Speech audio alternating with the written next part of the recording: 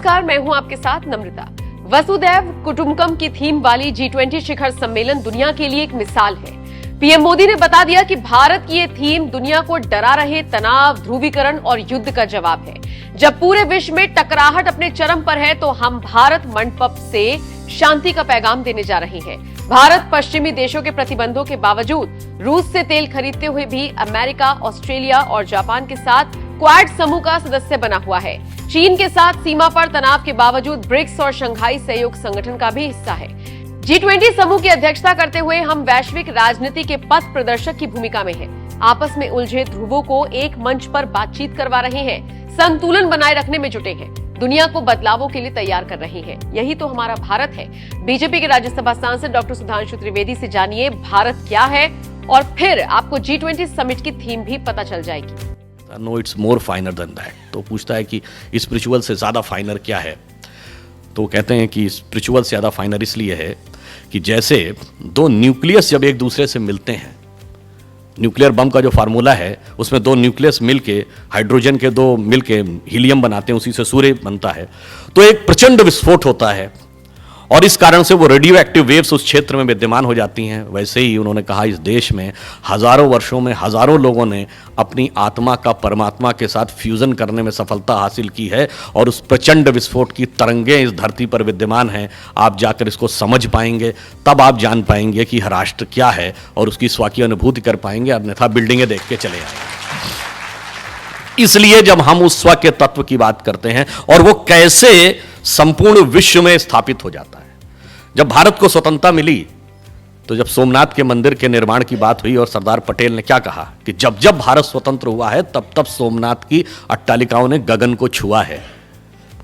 अब भारत स्वतंत्र जैसे उनका स्वाधीन हुआ 15 अगस्त 47 को, मगर मैं एक बात कह रहा हूं, ये मैं नहीं कह रहा हूं, कोई दूसरा कह रहा है, इसलिए इसको कोई अन्यथा ना ले। 16 मई 2014 को हमारी सरकार बनी, जब स्पष्ट बहुमत मिला पहली बार भाजपा को।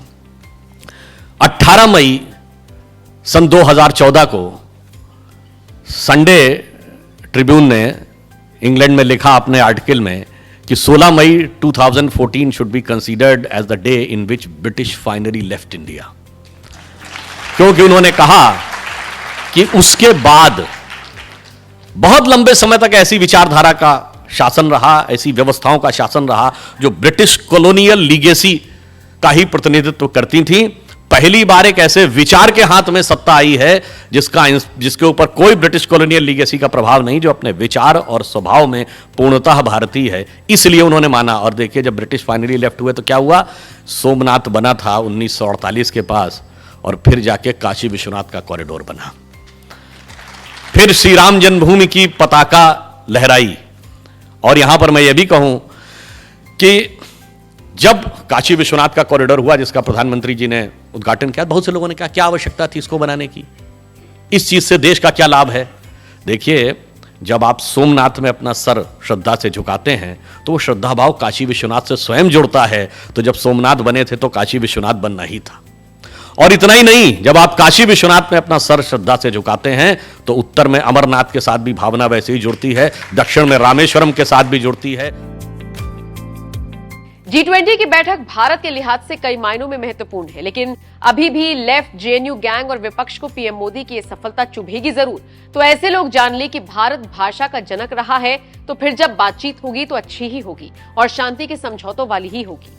वो मुझे पूरा नहीं याद, अकुह विसर्जनीया नाम कंठा ऋतुषाणाम टालू मत आ से का तक कैसे कंठ से निकलते हैं, कौन कंठव्य हैं, कौन तालव्य हैं, कौन दंतव्य हैं, कौन ओष्टव्य हैं। इतना विस्तृत साइंटिफिक चीज, और उसके बावजूद हम पड़े हुए हैं कि साहब हमें वो पुरानी चीज चाहिए।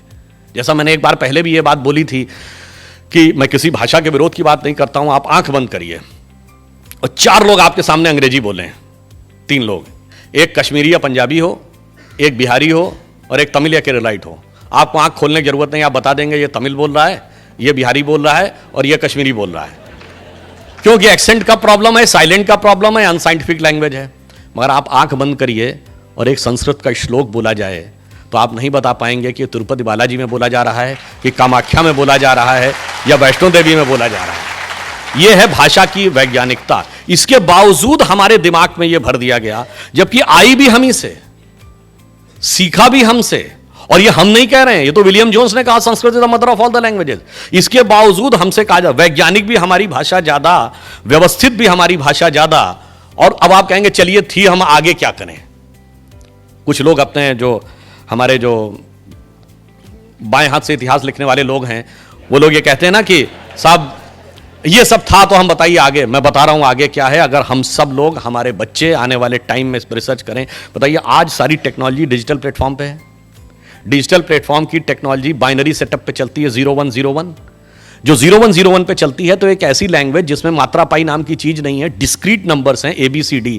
It is very suitable for digital platforms. But क्या ताजिंदगी डिजिटल प्लेटफॉर्म पे रहेगी टेक्नोलॉजी? नहीं। What is going to be the emerging new technology? It is voice command. और अब उसकी शुरुआत हो गई, आपने मोबाइल में बोलते हैं और वो टाइप कर देता है।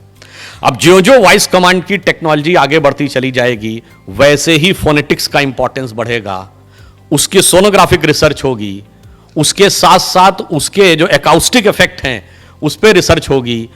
और ज्यों ज्यों हम आगे बढ़ेंगे तो वो सारी भाषाएं जिनकी वर्तनी, जिनके स्वर अधिक वैज्ञानिक हैं, अधिक प्रभावी हैं, उन भाषाओं के लिए सुनहरा अवसर है आगे अपने को स्थापित करने को। और इतना ही नहीं, हमारे यहां तो माना गया है कि संपूर्ण भाषाओं के अंदर एक छंद है, एक तरंगे हैं, और उन तरंगों तक जब हम पहुंचेंगे सोनोग्राफिक रिसर्च करते हुए, तो हमारे यहां जो हर चीज का एक मंत्र में महत्व माना जाता है ना, यदि आने वाले टाइम में हम रिसर्च करें और 10 साल बाद या 15 साल बाद कोई क्लिनिकली यह प्रूव कर दे कि अनुष्टुप छंद में आदित्य हृदय स्रोत को जाप करने से हार्ट पर यह पॉजिटिव प्रभाव पड़ता है, तो हमें दुनिया से कहने की जरूरत नहीं पड़ेगी कि अमुक भाषा सीखो। फिर आप देखिए जैसी दीवानगी इस समय विदेशी भाषाओं के लिए दिखती है, उससे अधिक दीवानगी ना दिखने लगे आने वाले समय में। अब एक और बात सोचिए, हमारे मन में एक और बात भर दिया जाता है, साहब हमारे यहां तो ऐसा था कि वो लोग लिखना नहीं जानते थे, इसलिए बोल बोलकर गुरु शिष्य परंपरा में उसको आगे ले जाते थे। अब ये बताइए, जिन लोगों ने खगोलीय गणनाएं कर ली, जिसका अभी मोहन जी ने उल्लेख किया कि भगवान राम के जन्म के समय के ग्रह नक्षत्र को प्लैनेटोरियम सॉफ्टवेयर में डालिए तो 7114 ईयर्स बिफोर का समय आ जाता है एग्जैक्ट। वैसे वो कितना सही है, वो उन्होंने नक्षत्रों की सही गणना की, वो तो अलग विषय है, परंतु आप ये बताइए इतना exact calculation, trigonometry, geometry, Ayurveda, अंक गणित, उपनिषद जैसा ज्ञान, और वो लोग लिखना नहीं जानते थे। यह बात तर्कसंगत लगती है? अगर कोई ये कहे तो यह बात अतार्किक नहीं, यह मूर्खतापूर्ण लगती है। और अगर यह भी कह दिया जाए कि यह पागलपन लगता है तो अतिशयोक्ति ना होगी। वास्तविकता यह है कि वो लिखना नहीं जानते थे, नहीं, वो लिखना नहीं चाहते थे, क्योंकि विद्या का स्वरूप दूसरा था। जैसे आज आप कहते हैं हार्ड कॉपी भेजो या सॉफ्ट कॉपी भेजो, तो हार्ड कॉपी मतलब पेपर और सॉफ्ट कॉपी मतलब मोबाइल में ट्रांसफर कर दो। तो पहले क्या था, एक दौर में जब ताम्रपत्र के ऊपर लिखा जाता था तो वो हार्ड कॉपी थी, फिर भोजपत्र सॉफ्ट कॉपी हो गई, फिर भोजपत्र हार्ड कॉपी हो गई, कागज सॉफ्ट कॉपी हो गई। अब कागज हार्ड कॉपी है और ये डिजिटल जो कॉपी है वो सॉफ्ट कॉपी है। G20 की सफलता का सार आप समझ गए होंगे। यही तो सार है जो सुधांशु त्रिवेदी बता रही हैं। भारत अब पीएम मोदी की अगुवाई में हर दिन आगे बढ़ रहा है, लगातार तरक्की कर रहा है, विकास के नए आयाम गढ़ रहा है। इन आयामों को अब जनता का समर्थन भी है और विश्व का साथ भी। तो फिर भला क्यों नहीं बढ़ेगा भारत और क्यों नहीं विकास करेगा भारत?